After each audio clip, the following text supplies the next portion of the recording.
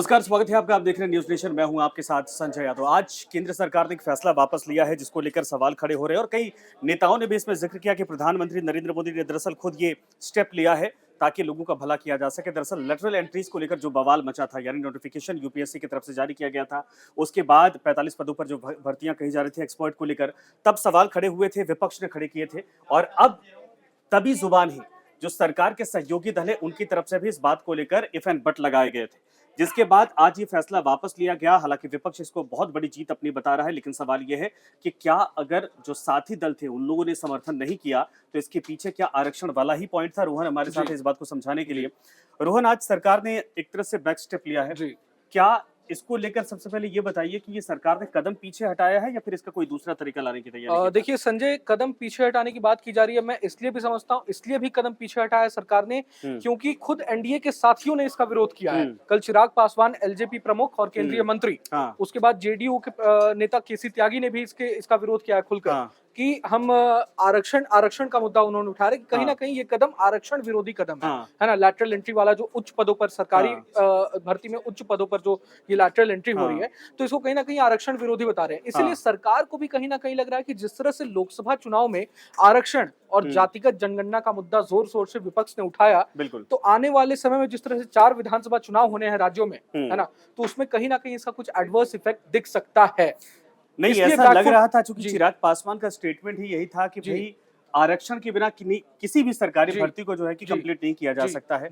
अब सवाल ये है कि एक विभाग में, एक डिपार्टमेंट में सिर्फ एक वैकेंसी के हिसाब से ये अगर कंप्लीट होती तो होता, तो इसमें आरक्षण के प्रावधान को कैसे लागू किया जाता है? ये चीजें सरकार के सामने दुविधा थी। चूंकि ये जरूर है कि विपक्षी पार्टियां ये भुनाने में कामयाब होती दिख रही थी कि सरकार कहीं न कहीं धीरे धीरे इसी तरीके से आरक्षण के प्रावधान को क्रॉप करती जा रही है और ये ओबीसी एससी एसटी वर्ग के लिए नुकसान पहुंच सकता है। क्या सरकार ये समझ रही थी कि इससे बड़ा डेंट पहुंचने वाला है जिसके बाद ये कदम उठाने की तैयारी की गई है, या फिर सहयोग अगर मिला होता तो सरकार कदम बढ़ाती? देखिए, department of personal and training ministry जो है उसके प्रमुख जितेंद्र सिंह, उन्होंने लेटर लिखकर साफ साफ कहा है कि प्रधानमंत्री ऐसा नहीं चाहते हैं कि किसी भी वर्ग को आरक्षण से वंचित किया जाए। तो वो इस मसले पर फिर से एक रिव्यू करना चाहते हैं, उसके बाद ही फिर आगे का जो फैसला वो हम लेंगे। लेकिन मुझे ऐसा लगता है पर्सनली कि कहीं ना कहीं आरक्षण के मुद्दे को जिस तरह से विपक्ष इस बार उठा रहा है, तो उससे सरकार दुविधा में है। सरकार को अभी विधानसभा चुनाव की भी तैयारी करनी है और विधानसभा चुनाव में कहीं डेंट ना पड़ जाए, तो इसे लेकर सरकार संभल कर चलने की कोशिश कर रही है। लेकिन फिर से मैं वही लैटरल एंट्री वाले मुद्दे पर आना चाहता हूँ। क्या सच में लैटरल एंट्री से आरक्षण को ठेस पहुंचेगा? ये बड़ा सवाल है। और लैटरल एंट्री आज ही तो उसकी शुरुआत नहीं हुई, बहुत पहले से चल रहा है। 1990 से हमने देखा, हमारे पास सामने एग्जाम्पल भी है। बड़े बड़े चेहरे हैं, बड़े चेहरे, मनमोहन सिंह, आप के सुब्रमण्यम से लेकर आप उसके अलावा आप देख लें वर्गीस कुरियन, मिल्क क्रांति के जनक जिनको कहा जाता है, रूसी मोदी टाटा स्टील में सीनियर पद पर थे, उन्हें बाद में आप रिटायरमेंट के बाद एयर इंडिया और इंडियन एयरलाइंस के चीफ बने वो। तो सरकार ने फिर कदम क्यों उठाया? सरकार इस बात को तो समझा भी सकती थी कि ऐसा नहीं है, आरक्षण का कहीं नुकसान नहीं होने जा रहा है और इससे बल्कि देश को फायदा होगा, विभागों को फायदा होगा, सरकार को फायदा होगा, इससे बेहतर चीजें इनपुट निकल सकते हैं। समझाने के बजाय कदम क्यों पीछे हटाया? सबसे बड़ी बात आप देख लें, आपके सामने उदाहरण है, कृषि कानून जब सरकार लेकर आई थी, सरकार अडिग रही, 1.5 साल 2 साल तक प्रदर्शन हुआ, किसानों ने प्रदर्शन किया, है ना, हल्ला बोल हुआ, विपक्ष ने भी आवाज उठाया, लेकिन सरकार समझाने में कहीं ना कहीं लोगों को नाकाम साबित हुई। इसीलिए लास्ट में प्रधानमंत्री ने उस फैसले को वापस भी लिया, है ना, क्योंकि सरकार को कहीं ना कहीं अंदेशा हो गया कि हाँ भाई, समझाने में हम नाकाम साबित हो रहे हैं। इस बार सरकार रिस्क नहीं लेना चाह रही है। उसका कितना नुकसान हुआ सरकार को, ये हमने देखा भी है ना। आरक्षण का मसला इतना बड़ा है कि बांग्लादेश में क्या हो रहा है आपने देखा। तो हो सकता है कि सरकार इस बात को समझ रही, कहीं ऐसा ना हो कि जो विपक्ष बातें बोल रहा है और वो सेंटीमेंट अगर क्लिक कर गया तो इसको आने वाले वक्त में नुकसान पहुंच सकता है। लेकिन ये भी कहा गया कि इसको रिव्यू किया जाएगा। इस रिव्यू का मतलब क्या है कि ये ठंडे बस्ते में है या दोबारा आएगा? ठंडे बस्ते में नहीं है। मुझे ऐसा लगता है कि चुनाव बीत जाने के बाद जरूर इस पर कोई फैसला लिया जा सकता है। चुनाव के बाद तो 2 और बड़े राज्य हैं जहां पर इलेक्शन हो रही है, जिनमें महाराष्ट्र है और आरक्षण की आग वहां पर भी है। इस साल के बाद मुझे ऐसा लग रहा है, क्योंकि इस साल चुनाव संपन्न हो जाएंगे, उसके बाद ही कुछ इसे लेकर ठोस कदम उठाया जा सकेगा। ये मेन चीज है।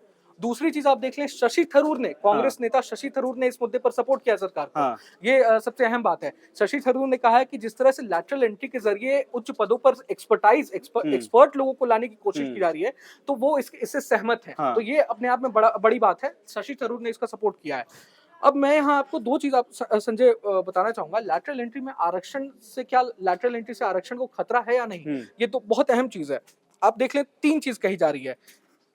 एक तो सरकार का कहना है कि चूंकि ये कॉन्ट्रैक्चुअल बेसिस पर इसमें हम भर्ती कर रहे हैं, ये परमानेंट नहीं है कि जो आ गया वो 25 साल तक रहेगा, 30 हाँ, साल तक रहेगा। अब संविधान के आर्टिकल 16 में ये कहा गया है कि आरक्षण मिलना अनिवार्य है ना, किसी भी सरकारी नौकरी में। लेकिन सुप्रीम कोर्ट ने ही अपने एक जजमेंट में कहा था, मुझे याद है, कि अगर कॉन्ट्रैक्चुअल जॉब है तो उसमें आरक्षण मिलना कंपलसरी नहीं है ना। तो ये चूंकि कंपलसरी नहीं है, तो आप देख लें कॉन्ट्रैक्चुअल जॉब है 3 से 5 साल का है। लेकिन फिर वही बात आती है, 2018 में केंद्र सरकार ने अपने एक नोटिफिकेशन में कहा था कि कॉन्ट्रैक्चुअल जॉब अगर 45 दिनों से ज्यादा का है तो आरक्षण देना होगा। तो फिर तो ये अब यही दुविधा वाली बात यही है कि अब केंद्र सरकार अपने 2018 वाले का जो जजमेंट था उसको रिव्यू करेगी या नहीं फिर से दोबारा। ये दुविधा वाली बात है यहाँ पर, है ना, ये सबसे बड़ा सवाल है।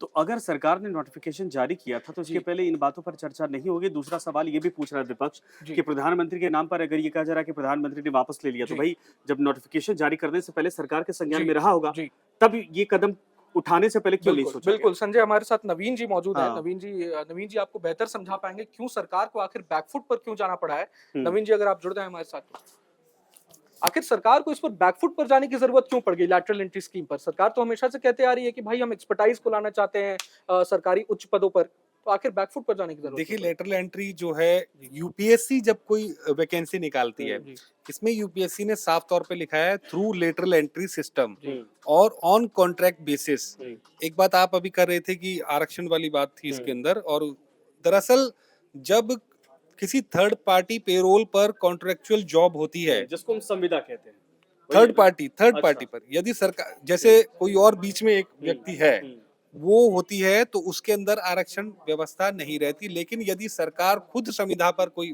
वैकेंसी देती है तो उसके अंदर आरक्षण व्यवस्था जस की तस रहेगी। ये नियम कायदा है। सरकारी जॉब चाहे कॉन्ट्रैक्ट की हो, 45 दिन से ज्यादा की अगर आप नौकरी दे रहे हैं किसी को सरकारी महकमे के तहत मातहत, तो उसके अंदर वो व्यवस्था करनी है। दूसरी बात, इसमें लेटरल एंट्री वाले में सिंगल पोस्ट की वैकेंसीज निकाली है, उसके में अभी अहर्ताएं पढ़ रहा था, शिक्षण पढ़ रहा था, ग्रेजुएट कोई भी हो, जो कि यूपीएससी के लिए ग्रेजुएट कोई भी जा सकता है। उसके बाद जो नीचे अनुभव वाली बात आती है, जिसके अंदर 15 साल का आपका फील्ड का अनुभव होना चाहिए, मान लीजिए कोई बड़े पद की वैकेंसी है, तो ऐसी वैकेंसीज जो है यूपीएससी निकालता रहता है, लेकिन वो लेटरल एंट्री सिस्टम की नहीं होती। अच्छा, वो सेकंड ग्रेड की वैकेंसीज होती हैं, जैसे Indian information services grade 2 officers, जैसे Indian legal services grade 2 officers, जैसे इंडियन पोस्टल सर्विसेज, उनकी भी वैकेंसीज निकलती है। उनके अंदर ग्रेजुएट कोई भी हो, उसको फील्ड का अनुभव उतना जितना अहर्ता के मुताबिक मांगा गया है वो हो, फिर उसकी एंट्री होती है यूपीएससी के इंटरव्यू पैनल द्वारा। यूपीएससी के वही पैनल होता है जो कि यूपीएससी के आईएएस और पीसीएस के इंटरव्यू करता, आईएएस और आईपीएस जो है उनके इंटरव्यूज करता है। यहाँ क्या है कि आपका पेपर वाला जो मापदंड है वो समाप्त हो गया। आपके अनुभव के आधार पर आपने एक इंटरव्यू क्रैक किया और आप सीधा सर्विसेज वही होगी, उसके ग्रेड 2 में आएंगे, ग्रेड 1 ऑफिसर नहीं होंगे। जो ग्रेड 1 ऑफिसर्स होते हैं वो वही होंगे जो पूरा एकदम पूरी प्रक्रिया को फॉलो करते हुए गए हैं। पहले प्रीलिम्स दिया है, फिर मेंस दिया है। सेक्रेटरी हमेशा यूपीएससी के थ्रू ही वो हमने देखा जी। सचिव, कई जगह सचिव वैसे भी लगे हैं जी। जैसे आप देखेंगे कि हमारे पास भी कई उदाहरण ऐसे हैं जिनमें प्रमोशन जो इसके थ्रू गए हैं, जैसे डायरेक्ट एंट्री में कुछ लोग जो पहले गए थे, क्योंकि मैं खुद एक डायरेक्ट एंट्री का इंटरव्यू दे चुका हूं, इसलिए मैं आपको बता रहा हूं इस विषय पर। लीगल सर्विसेज के अंदर जैसे कोई बड़ा वकील है, 15 साल उसका अनुभव हो गया है, 10 साल मिनिमम मांगते हैं फील्ड का। और लीगल सर्विसेज के अंदर मतलब लॉ मिनिस्ट्री के अंदर कोई जॉब है जॉइंट सेक्रेटरी लेवल की या उससे नीचे के लेवल की, मतलब आप मान लीजिए सुपरिटेंडेंट से ऊपर के पद की, तो उसमें वो सीधा डायरेक्ट उसमें जाते हैं यूपीएससी के ही थ्रू पास करके, इंटरव्यू पास किया और वो गए। फिर जब प्रमोशन उनकी जो है विभाग के अनुसार आगे बढ़ते रहते हैं वो, तो रिटायरमेंट से पहले वो सचिव पद तक भी गए हैं। मेरे पास ऐसे उदाहरण है कि मेरे एक जानकार थे, वो जो इसी के थ्रू, पहले वो सुप्रीम कोर्ट में वकील थे, बाद में वो प्रैक्टिस, बाद में उन्होंने यूपीएससी के थ्रू जो है पास किया वो इंटरव्यू और वो गए, और वो भारत सरकार में विधि सचिव रिटायर हुए, मतलब लॉ मिनिस्ट्री के अंदर सचिव रिटायर हुए। तो ऐसा ये सिस्टम, तो ये एक अलग सिस्टम है, परीक्षा का ही सिस्टम है, ये भी एंट्री का सिस्टम है, लेकिन ये interview basis on the your experience, field experience. बिल्कुल, बिल्कुल। ठीक है, अब इधर मामला ये था कि सीधा लेटरल एंट्री है, सीधा लेटरल एंट्री के अंदर और वो भी कॉन्ट्रैक्ट पर है, तो थोड़ा सा सरकार ने संभल के काम किया कि इसमें कॉन्ट्रैक्ट का एक क्लॉज डाला, और एक एक दो दो ही पोस्टें इसमें निकलती है। प्लस सरकार ये भी कह रही है सिंगल पोस्ट कैडर जो है वहाँ जी हाँ। 13 पॉइंट रोस्टर लागू नहीं हो सकता है, क्योंकि अलग अलग मंत्रालयों में सिर्फ एक पोस्ट पर वैकेंसी निकाली जी है। ऐसा वहां भी, जो मैं आपको उदाहरण देके बता रहा हूँ, ग्रेड 2 ऑफिसर्स, उसमें भी 4 से 5 ही वैकेंसीज होती हैं, जी ज्यादा नहीं। आप कभी एम्प्लॉयमेंट न्यूज पढ़ते होंगे, जी, जो लोग जी, फॉलो करते रहते हैं, जी। आप उसको जरा खंगालेंगे तो उसमें देखेंगे यूपीएससी का एक बड़ा पन्ना पीछे होगा, बिल्कुल। जिसके अंदर एक एक सिंगल वैकेंसीज उसमें दिखाई देगी, सिंगल या डबल या सिंगल या डबल, जो कि कुछ में सेक्शन ऑफिसर से ऊपर के रैंक की होती है, जो कि 6500 ग्रेड पे हो गया, उससे ऊपर की जो वैकेंसीज हो गई 7200 ग्रेड पे हो गई, तो उसके मुताबिक जो है वो वैकेंसीज जाती हैं और वो यूपीएससी के थ्रू व्यक्ति जाता है। लेकिन ये वाली वैकेंसी के अंदर क्या है कि जैसे ऐसा, मतलब विपक्ष का सवाल है कि जो पुराने इनके जो विचारधारा से शामिल जो लोग हैं, जुड़ते हुए लोग हैं, उनको बड़े पदों पर लाने के लिए ये सब कोशिश की जा रहा है, की जा रही है। तो मुख्यतः आरोप यही आरोप था, और सरकार ने इसको, रही बात इसको बैकफुट पे लेने की, तो क्योंकि विपक्ष ने इस मुद्दे को बहुत अच्छे तरीके से भुनाया है, और इनके खुद के जो, आप ये मानेंगे कि सरकार इस वक्त कमजोर है पिछली सरकारों की तुलना में, तो इसलिए विपक्ष ने भी जो सत्ता पक्ष के भी कुछ दल हैं वो भी इसके विरोध में खड़े हुए, और इसके बाद जो है सरकार को सामने चुनाव भी दिखाई दे रहे हैं, वो भी एक बड़ा कारण है। और ये देखिए बहुत जल्दी फैसला ले लिया उन्होंने, ये अच्छा किया कि उन्होंने इस बार जल्दी कर दी, किसान आंदोलन की तरह थोड़ा सा सोचा समझा नहीं, डिले नहीं किया। लेकिन इसमें मुझे ऐसा लगता है कि सरकार ने ये जो फैसला किया है बिल्कुल ठीक किया है। यूपीएससी की लेटरल एंट्री का जो मामला है वो जैसे पहले होती थी, जैसे आपने 2-3 उदाहरण देखे, मोन्टेक सिंह आलूवालिया, मनमोहन सिंह, ये सब, ये लेकिन ये पोस्टें ऐसी पोस्टें हैं जिसमें जो है सरकार के मातहत व्यक्ति गए हैं, इनका कोई विज्ञापन नहीं निकला है कभी। लेकिन नवीन आप देखिए कहीं ना कहीं इसको एक प्रक्रिया बनाने की कोशिश की जा रही है सरकार के द्वारा। पहले तो ऐसी कोई प्रक्रिया नहीं थी, जिसको भाई हमने उठाया उसको बना दिया, उस पद पर बैठा दिया। दूसरा ये है कि इस मामले पर सरकार ने कदम वापस तो कर लिया, लेकिन विपक्ष तो आप भुनाएगा ना और बढ़ चढ़ के कि हमने प्रेशर दिया तब सरकार ने वापस। देखिए जिन नामों का आप उदाहरण दे रहे हैं, जिन व्यक्तियों का उदाहरण दे रहे हैं, जैसे मनमोहन सिंह, मोन्टेक सिंह आलूवालिया के बारे में कह सकता हूँ, वो उपाध्यक्ष थे, फाइनेंस सेक्रेटरी थे, चीफ इकोनॉमिक एडवाइजर भी। जी, डॉक्टर मनमोहन सिंह क्योंकि खुद इकोनॉमिक्स में बिल्कुल ऑक्सफोर्ड से उन्होंने किया, इकोनॉमिक्स में पीएचडी थे, जानकार अर्थशास्त्री भारत के, तो इसलिए कई बार बड़े व्यक्तियों को, बड़े वक्त के व्यक्तियों को, बड़े सम्मानित व्यक्तियों को, शिक्षित व्यक्तियों को सरकार कुछ पद देती है जिन्होंने अपनी फील्ड के अंदर बहुत अच्छा काम किया है। ये कुछ ऐसे उदाहरण हैं। और फिर उसके बाद वो पार्टी कार्डर बन जाएं या वो पार्टी के लिए काम करने लग जाएं, वो एक अलग विषय हो जाता है। लेकिन नवीन आप देखिए, यही तर्क तो यही दिया जा रहा है कि अब फॉर एग्जांपल अगर टेक्नोलॉजी के फील्ड में सरकार को कुछ सुधार करनी है, तो जितना एक्सपीरियंस आप देख लें, सुंदर पिचाई को जितना एक्सपीरियंस होगा टेक्नोलॉजी की फील्ड में, उतना तो जाहिर सी बात है एक आईएएस ऑफिसर को नहीं होगा। तो अगर सुंदर पिचाई अपना योगदान देते हैं आकर टेक्नोलॉजी मिनिस्ट्री में, आकर सरकार में, तो वो जाहिर सी बात है एक अच्छा कदम है ना।